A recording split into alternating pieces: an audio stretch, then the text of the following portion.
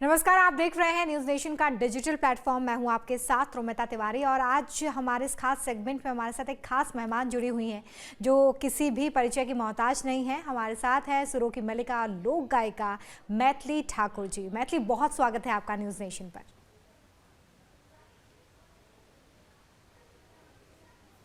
धन्यवाद।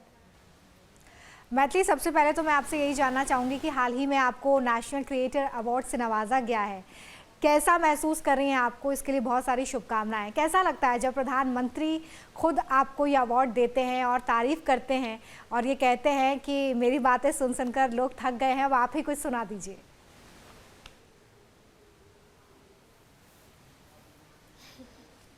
जी, 2-3 दिन तो मुझे लगा इस चीज़ को समझने में कि मुझे अवार्ड मिला है, वो भी प्रधानमंत्री जी ने दिया है।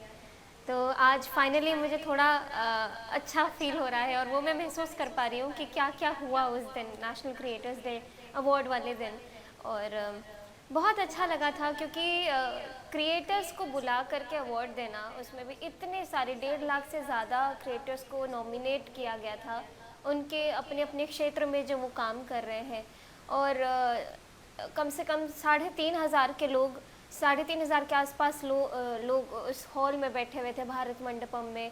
सब प्रधानमंत्री के आते ही सबका एकदम से खड़े होकर उनका स्वागत करना, ताली बजाना, फिर प्रधानमंत्री का एक अवॉर्डीज़ के साथ बातचीत करना, मुझसे भी उनकी जो भी थोड़ी सी बातचीत हुई। मैं तो उस समय कुछ महसूस ही नहीं कर पा रही थी कि क्या हो रहा है, लेकिन बहुत अच्छा लगा और मुझे cultural ambassador of the year का अवार्ड देने के लिए मैं उनको धन्यवाद कहती हूँ। अच्छा मैथिली, इस दौरान आपने एक शिव जी का गाना भी ज़रूर गाया था वहाँ पे, जिसको सुनकर सभी मंत्रमुग्ध हो गए थे। तो हम चाहेंगे कि न्यूज़ नेशन के दर्शकों के लिए भी आप उसकी 2 लाइनें ज़रूर गुनगुनाएं। ज़रूर ज़रूर।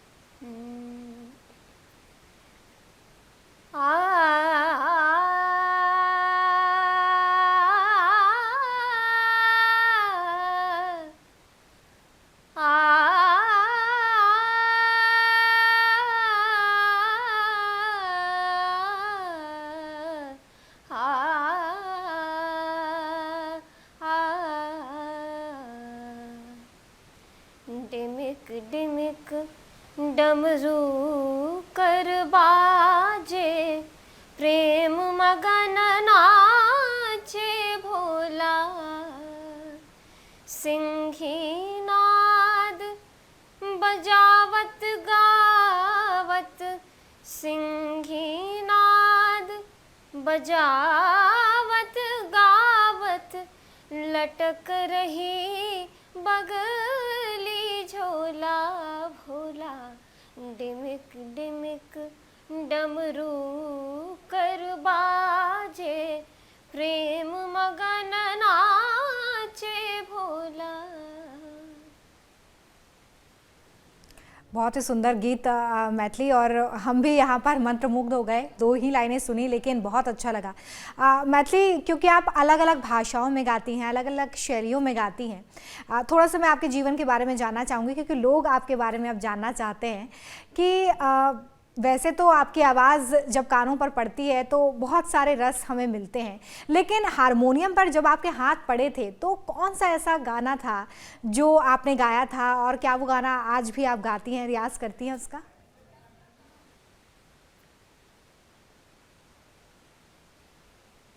बहुत सारे गीत है क्योंकि वो मैं बहुत छोटी थी जब मैं गांव में अपने बाबा को सीताराम विवाह कीर्तन करते हुए सुनती थी। बहुत सारे लोगों को भजन गाते हुए सुनती थी। वो जो नियमित रूप से पाठ पूजा जाप अष्टजाम ये सारी चीज़ों को देखती थी तो लगता था कि ये ही ज़िंदगी है और इसी प्रकार सभी अपना अपना जीवन व्यतीत करते होंगे, क्योंकि हमारे गांव में तो ऐसे ही होता था। तो उस समय जब मैं पहले जो मैंने हारमोनियम बजाया और गीतों को गाना शुरू किया तो मुझे ये पर्टिकुलर तो गीत याद नहीं है, लेकिन उस दौरान मैं काफ़ी सारे गीतों से मेरा जुड़ाव हुआ और लगा कि हाँ ये गीत गाना है तो मुझे हारमोनियम बजाना सीखना होगा, तभी मैं गा सकती हूँ। तो एक मैथिली भाषा में गीत है और गीत पहले सुनाती हूँ फिर उसका अर्थ भी बताऊँगी। बहुत सुंदर तरीके से है। हमरा न चाही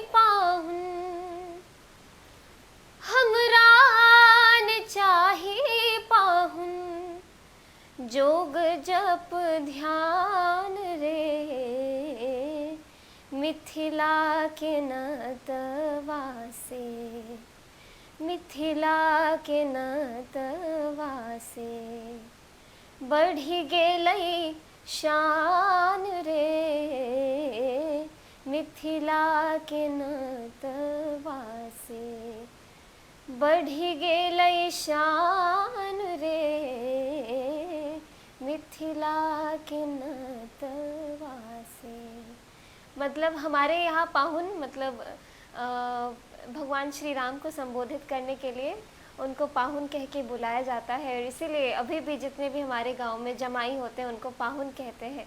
तो इस गीत के माध्यम से वही मिथिलावासी भगवान राम को कह रहे हैं कि हमें किसी पाठ पूजा ध्यान धरने की ज़रूरत ही नहीं है, क्योंकि आप हमारे मिथिला में साक्षात आए हैं, पाहुन बन के आए हैं, और आपकी मुस्कान को देख के ही हमारे भाग जो है वो हमारा जो जीवन है उसका एक अर्थ बन जाता है। तो इसीलिए ये सभी गीतें हैं जो मैं शुरुआत में बचपन में सुना करती थी, गाया करती थी पहली बार।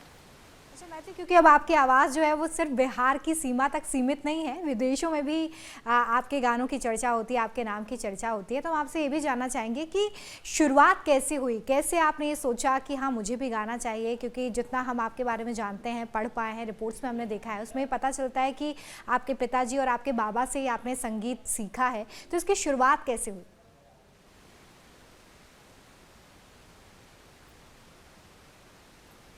सबसे पहले तो ये मेरे लिए सौभाग्य की बात है कि मेरा ऐसे परिवार में जन्म हुआ जहाँ पर संगीत सिर्फ संगीत ही नहीं है, ये एक पूजा है। और जैसे कई परिवार में होता है सुबह शाम पूजा करना है, वैसे ही संगीत हमारे लिए वही एक रूटीन बन गया था।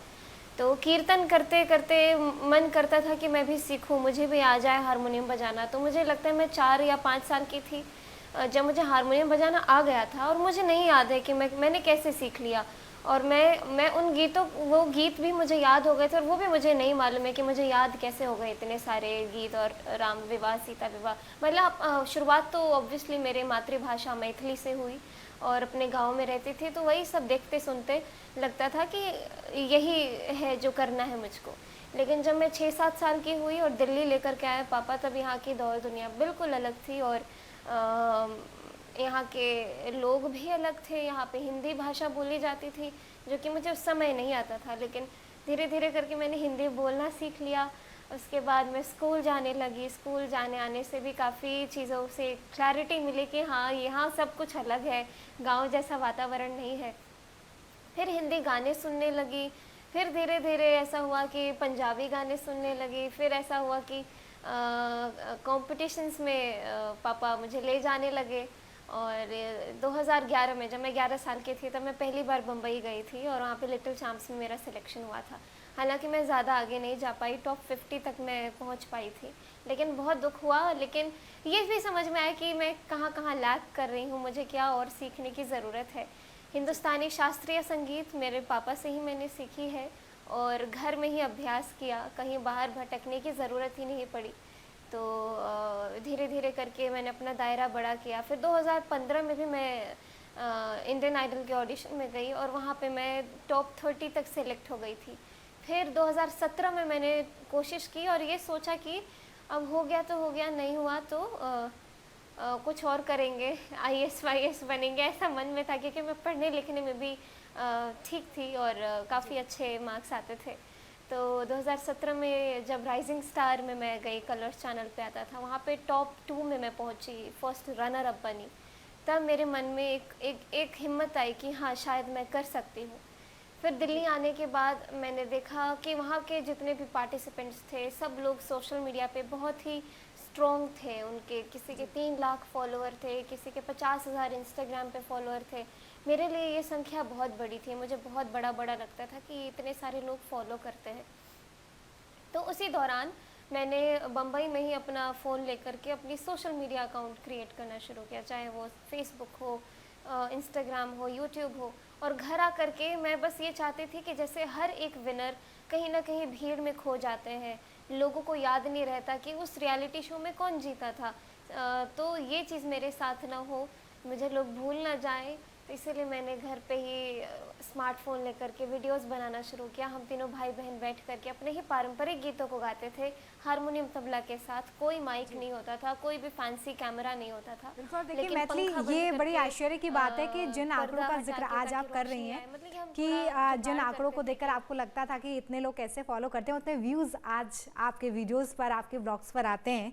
ये भी एक बड़ा बेंचमार्क है जो आपने सेट किया है, क्योंकि आपको सुरों की मलिका भी कहा जाता है। तो बीच बीच में हम ये भी चाहते हैं कि आपके सुर हमारे कानों तक पहुंचते रहें। होली बहुत पास में है, तो ऐसे में अगर आप उससे जुड़ा कोई भी गीत हमारे साथ साझा करें। जी, ज़रूर सुनाऊंगी। बिल्कुल, अभी माहौल है होली का, तो कुछ होली सुनाती हूँ। अभी हाल ही में एक हमारा होली का वीडियो भी रिलीज़ हुआ है, तो वही गाना दिमाग में घूम रहा है, तो वही सुनाती हूँ।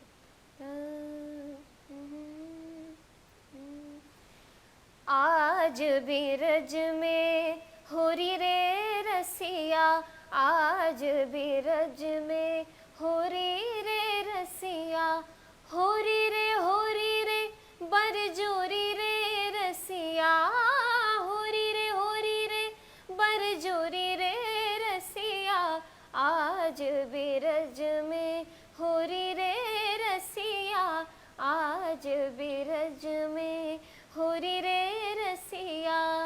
घर घर से ब्रज बनिता आई, घर घर से ब्रज बनिता आई, कोई श्यामल कोई गोरी रे रसिया, कोई श्यामल कोई गोरी रे रसिया, आज बिरज में होरी रे रसिया, आज बिरज में होरी रे रसिया।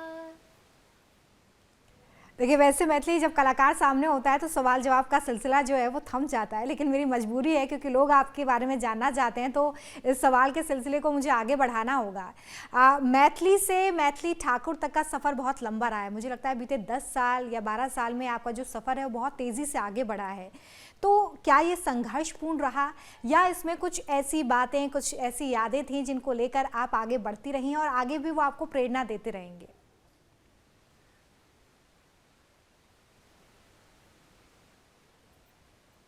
संघर्ष था, लेकिन मेरे माता पिता ने महसूस नहीं होने दिया वो। और मैं हर समय देख चुकी हूँ, और ये भी देख चुकी हूँ जब गांव से दिल्ली आए थे और शुरू में हम लोग जब जागरण में गाते थे कीर्तन करने के लिए, क्योंकि वही धार्मिक माहौल गांव में भी था। पापा चाहते थे कि मैं जब दिल्ली में भी रहूँ तो उस चीज़ से कभी नाता ना छूटे, और यहाँ की व्यवस्थाओं से मैं अपने गांव के जो जड़ है मेरे, जो गीत है, जो संस्कार है, वो ना भूलूँ। तो यहाँ पे दिल्ली में आकर के भी पापा मुझे चौकियों में ले जाते थे, जागरण में ले जाते थे, ताकि मैं वहाँ पे गाऊँ। और मेरा जो स्टेज फियर बोलते हैं, लोगों के सामने घबराहट होती थी मुझको काफ़ी। मुझे अभी लोग मुझे इतना कॉम्प्लीमेंट करते हैं कि आपकी स्माइल बहुत अच्छी है, लेकिन मैं वो भी समय जानती हूँ जब मुझे बहुत डर लगता था कि मैं जब हंसूँ तो मेरे दांत ना दिखे बाहर, क्योंकि उस समय काफ़ी इनसिक्योरिटी होती थी कि लोग क्या बोलेंगे। काफ़ी मैंने वो सब चीज़ जब देखा तो और एक वो भी समय था जब बहुत सारे लोग क्रिटिसाइज़ करते थे पापा को कि बेटी को गवाता है, बाहर जा कर के गवाते हैं, और पता नहीं क्या क्या होता था। मेरे पास तक तो वो सारी बातें पहुंच नहीं पाई, लेकिन हाँ, मुझे महसूस होता था कि ऐसी ऐसी बातें हो रही हैं और पापा मम्मी नहीं चाहते कि मैं ये सब सुन के परेशान हूँ। और मैंने फिर बहुत ध्यान लगा करके पढ़ाई में मन लगाना शुरू किया कि मैं कहीं भी डिस्ट्रैक्ट नहीं हो सकती हूँ, मुझे पढ़ना बहुत ज़रूरी है, पढ़ लिख करके कुछ करना है।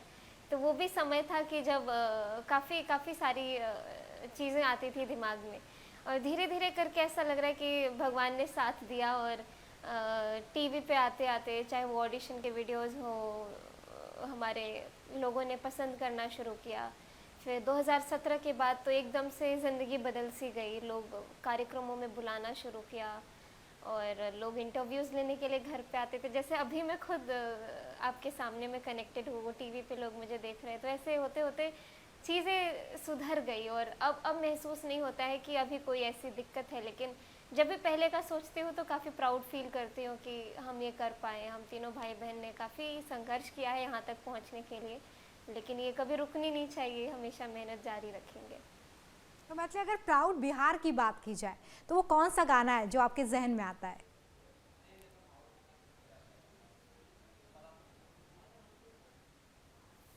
अम, हमारे बिहार की बात की जाए, बहुत सारे गीत हैं, जैसे अ,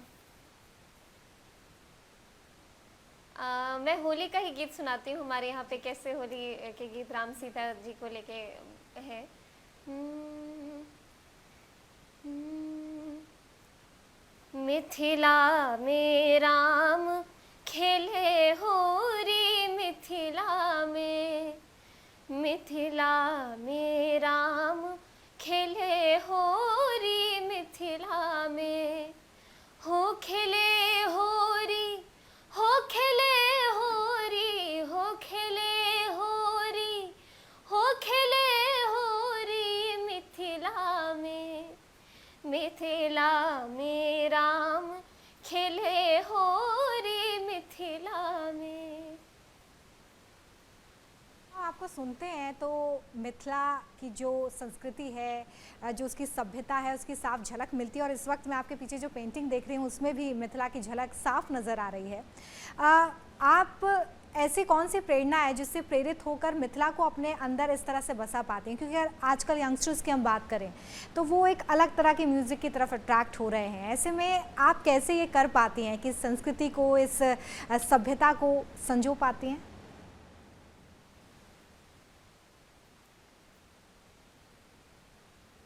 आप ये कहिए कि ये जो हमें अवार्ड मिला है, जो मुझे culture ambassador of the year का अवार्ड मिला है, ये सब चीज़ें हैं जो हमको प्रेरित करती हैं, मोटिवेट करती हैं और साहस देती हैं कि हम इस चीज़ को कभी रुकने ना दें और इसी फील्ड में और आगे काम करते जाए। तो ऐसे ही बहुत सारे लोगों ने हमारा साथ दिया पिछले कुछ सालों में। तो इन सब से हमको मोटिवेशन मिलता है कि हाँ, हम जो कर रहे हैं वो सही है, हमको लोग अप्रिशिएट कर रहे हैं। हमको लोग जब कार्यक्रम में बुलाते हैं गाने के लिए, तो वहाँ पे भी हमसे लोग गीत सुनते हैं, तो उस सब से हमें काफ़ी मोटिवेशन मिलता है कि हाँ, जो मैं कर रही हूँ मुझे अच्छा लग रहा है। मैं जब अपने मनपसंद भजन गाती हूँ, मनपसंद लोकगीत गाती हूँ, तो मुझे एक सेटिस्फैक्शन फील होता है कि हाँ, जो मैं चाहती थी वो मैं कर पा रही हूँ और लोग उसको पसंद भी कर रहे हैं। बिल्कुल पसंद कर रहे हैं, उसके बारे में चर्चा कर रहे हैं। क्योंकि मैथिली आप बहुत अलग अलग शैलियों में गाती हैं, अलग अलग भाषाओं में गाती हैं। और अगर जोनर की बात करूं तो लोकगीत और भजन तो आप गाती हैं, लेकिन इसके अलावा कोई और जोनर ऑफ म्यूज़िक है जो आपको पसंद है? अगर गज़ल की यहाँ पर बात करें।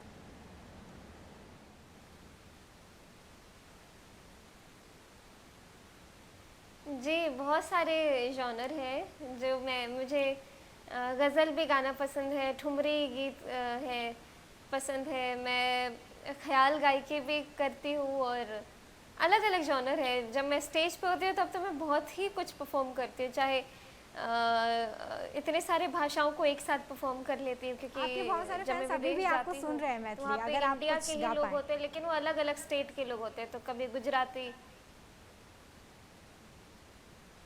तो क्या मैं अलग भाषा में आपको कुछ सुनाऊँ? बिल्कुल बिल्कुल।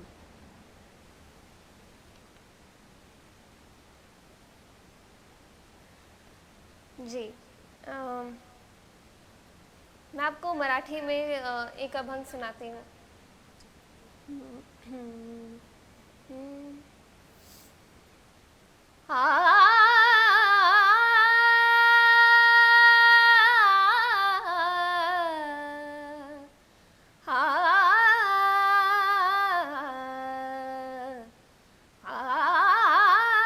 माझे माहेर पंढरी, माझे माहेर पंढरी, आहे भिवरेच्या तीरी, आहे भिवरेच्या तीरी, माझे माहेर पंढरी, माझे माहेर पंढरी, माझे माहेर पंढरी, चातिरी, आहे भीबरे चातिरी। अच्छा, मैथिली कितना चुनौतीपूर्ण होता है, अलग शैली, अलग भाषा, क्योंकि कला का तो कोई दायरा नहीं होता, लेकिन फिर भी इसे सीखने में, इसे समझने में, और अगर हम कहें कि पारंपरिक गीतों में तो एक वो राग भी चाहिए होता है, वो एक उस तरह का फील भी चाहिए होता है जो सुनने में भी होता है और गाने में भी होता है, तो कितना चुनौतीपूर्ण होता है आपके लिए?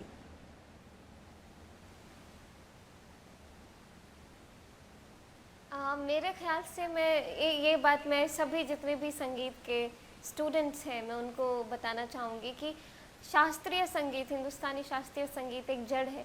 अगर आप उसको प्रैक्टिस करते हैं और हमेशा प्रैक्टिस में रखते हैं तो आपके लिए कुछ भी असंभव नहीं लगेगा।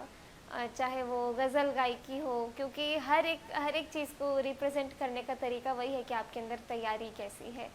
चाहे वो अभंग गायकी हो, चाहे ठुमरी गाना हो, चाहे आप अंग्रेज़ी में भी गा रहे हो, लेकिन अगर आपकी आवाज़ तैयार है, आपकी तैयारी तैयार है, तो आप कुछ भी गा सकते हैं। तो चुनौती उतनी ज़्यादा कठिन हमको महसूस नहीं होता है। अलग अलग भाषाओं में भी जैसे कि अगर मैं बात कहूँ, जब मैं गुजराती गाती हूँ, मराठी गाती हूँ, तो भाव वही है, सभी भगवान को पूजते हैं, उनके लिए भजन है, वही गाते हैं, लेकिन भाषा अलग है बस, लेकिन भाव वही है, ऐसा मुझको लगता है।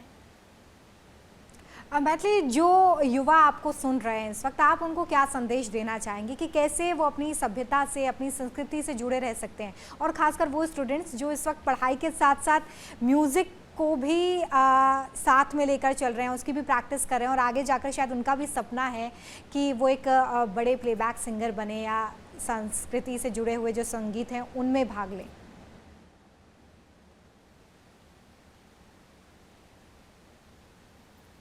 जी, मैं खुद तो प्लेबैक सिंगर नहीं हूँ, ना ही कभी उस फील्ड में, उस होड़ में जाना चाहती हूँ।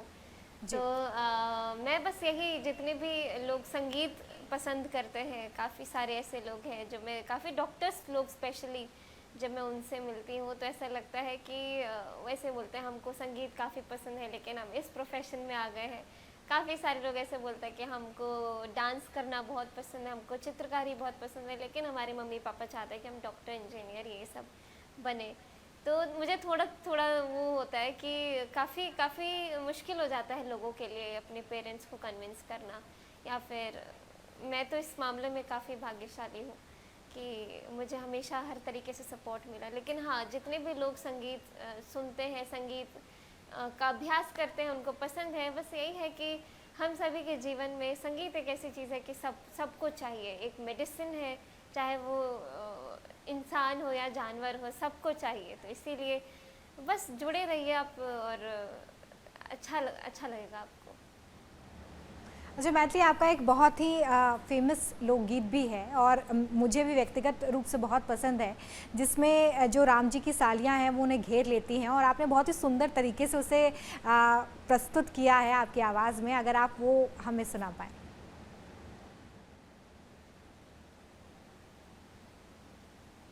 जी, लोकगीत है एक हमारे यहाँ का। हमारे यहाँ पे जब पाहुन आते हैं तो उनको गाली दे के स्वागत किया जाता है, तो वही जब भगवान राम आए तो उनके लिए भी वही सेम रूल था, सेम ही तरीके से उनके साथ किया गया। तो राम जी से पूछे जनकपुर के नारी, बता द बबुआ लोगवा देत काहे गारी, बता द बबुआ लोगवा देत काहे गारी, बता द बबुआ। तो उनसे प्रश्न पूछते हैं, तो पहला प्रश्न ये होता है, तोहरा से पूछूं मैं ओ धनुषधारी, अरे तोहरा से पूछूं मैं ओ धनुषधारी, एक भाई गोर काहे, एक भाई गोर काहे, एक काहे कारी, बता द बबुआ लोगवा देत काहे गारी, बता द बबुआ लोगवा देत काहे गारी, बता द बबुआ। फिर दूसरा प्रश्न, पहले तो भगवान राम और उनके भाइयों से पूछा, फिर दूसरा प्रश्न पूछते उनके गुरुदेव से, अरे ई बूढ़ा बाबा के पाकल पाकल दाढ़ी, अरे ई बूढ़ा बाबा के पाकल पाकल दाढ़ी, देखन में पातर देखन में पातर खाए भर थारी, बता द बबुआ लोगवा देत काहे गारी, बता द बबुआ। फिर तीसरा प्रश्न भगवान राम के पिताजी से पूछते हैं, राजा दशरथ जी कैलनी होशियारी, अरे राजा दशरथ जी कैलनी होशियारी, एकटा मरद पर तीन तीन गो नारी, बता द बबुआ लोगवा देत काहे गारी, बता द बबुआ लोगवा देत काहे गारी, बता द बबुआ। बहुत ही सुंदर तरीके से आपने हमें समझाया भी कि उसका मतलब क्या है। मैथिली, क्योंकि आप ब्लॉग्स भी बनाते हैं, यूट्यूब पर भी काम करते हैं, तो सब कुछ मैनेज करना कितना मुश्किल होता है आपके लिए? कई बार आपके लाइव शोज़ भी होते हैं, तो ऐसे में कैसे आप ये सब मैनेज करती हैं?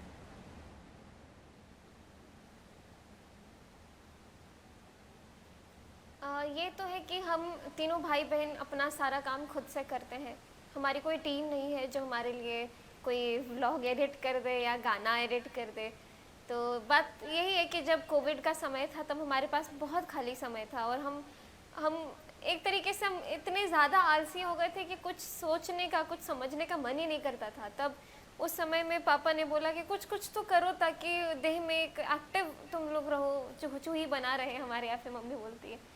तो हमने व्लॉग बनाना शुरू किया। उसी समय में हमने एडिटिंग करना खुद से सीख लिया। तो व्लॉग बना बना के डालते थे कि आज मम्मी ये बना रही है, आज मम्मी हलवा बना रही है, आज मम्मी चुरलाई बना रही है, कभी मुरलाई बना रही है। फिर धीरे धीरे करते करते हमने कुछ मशीन खरीदे, अच्छे अच्छे माइक खरीदे और इससे हम लोग गाना, रामचरितमानस, ये सब को रिकॉर्ड करते करते उसको खुद से एडिट करते करते शुरू किया। फिर उसके बाद जब सब चालू हो गया तो कार्यक्रम में जाने आने लगे, तो उसका व्लॉग बना बना करके घर आके एडिट करके डालने लगे। तो बस यही है कि समय मैनेज करना पड़ता है, किसी भी चीज़ को रोकना नहीं है, जैसे ही समय मिलता है हम उस पर अपना काम कर देते हैं। अच्छा मैथिली, इतनी कम उम्र में आज आप हज़ारों लोगों के आइडल हैं, लोग आपको सुनते हैं, आपसे सीखते हैं और आपसे प्रेरणा भी लेते हैं, लेकिन मैथिली ठाकुर की प्रेरणा कौन है उनका आइडियल जिससे आप इंस्पायर्ड होती हैं?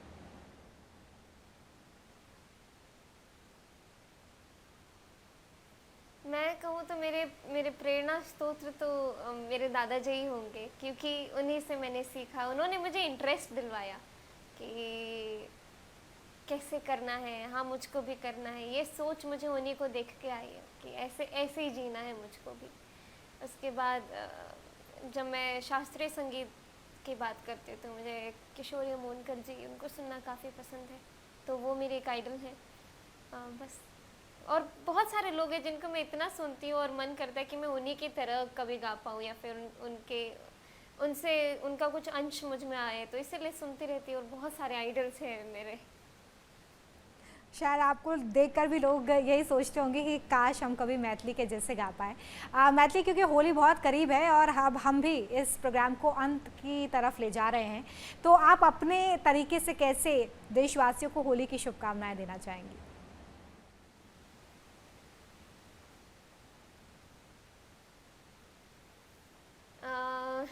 गा करके ही देती हूँ।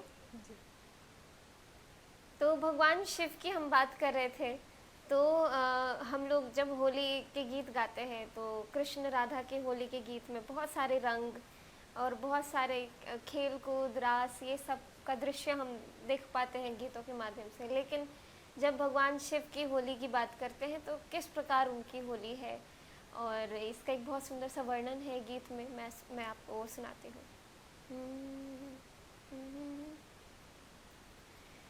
खेले मसाने में होरी, दिगंबर खेले मसाने में होरी, होरी खेले मसाने में होरी, दिगंबर खेले मसाने में होरी। भूत पिशाच बटोरी, हो भूत पिशाच बटोरी, दिगंबर खेले मसाने में होरी। गोपन गोपी श्याम न राधा, गोपन गोपी श्याम न राधा, ना कोई रोक न कवनो बाधा ना कोई रोक, न कवनो बाधा ना साजन ना गोरी हो, ना साजन ना गोरी, दिगंबर खेले मसाने में होरी, होरी खेले मसाने में होरी, दिगंबर खेले मसाने में होरी। बहुत शुक्रिया मैथिली हमारे साथ जुड़ने के लिए। एक बार फिर से आपको बहुत सारी शुभकामनाएं न्यूज़ नेशन की तरफ से अवार्ड की और साथ ही होली की भी।